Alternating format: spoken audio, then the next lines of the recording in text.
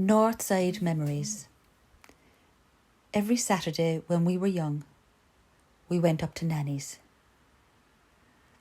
I think there was two motivations. Daddy used to work in the RTB on Saturdays as a foxer, and also we needed to be fed. Nanny was very generous and gracious to us back then. Food was not as plentiful as one would think. In addition to many corned beef and cabbage meals, not my favourite, there was a HP ice cream and jelly. Mind you, the jelly could be watery, but with a lash of HP ice cream, it was a most decadent treat.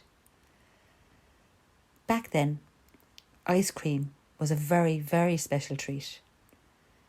Saturday was indeed a day of adventure. After the corned beef and cabbage, Grandad would bring us for a walk out in the country. He would regale us with stories, and rain or shine, we loved those walks. Specifically, there was a period of time when Grandad promised us a donkey.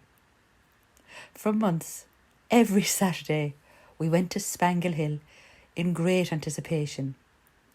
There would be a donkey for us to ride out the hills to Blarney. Grandad milked the story for months. However, it always came down to, the man promised me the donkey would be on the next boat. I have such warm memories of the excitement, running into Nanny's house, rushing over to Grandad, him sweeping me up in his arms as I asked, "Is the donkey here?" He would pull my face close to his and rub his stubble over my face, telling me, "Next week." Nanny was very generous to us financially in the early years. There was a lot of extra in our house because of her.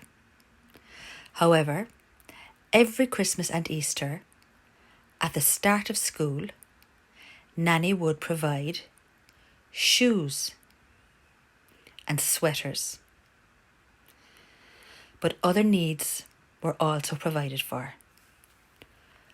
When we were very young, a bag of shoes would arrive in assorted sizes.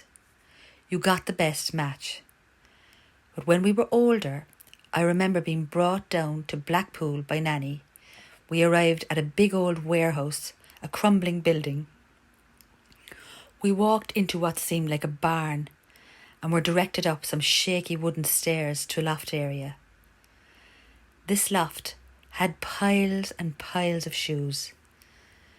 The only order was that small shoes were on the left, and as you moved to the right, the sizes increased. The shoes were tied together via the laces. This was important, since an orphan shoe would remain an orphan forever in the sea of shoes. I searched through the piles and found some to my size and liking. We climbed back down the stairs. Nanny chatted with the lady in the corner, paid her, and we went off. There I was, in the middle of Blackpool, carrying a pair of wedges by the laces. Nanny and Grandad were most generous and loving to us, and Saturday in Spangle Hill is a treasured memory.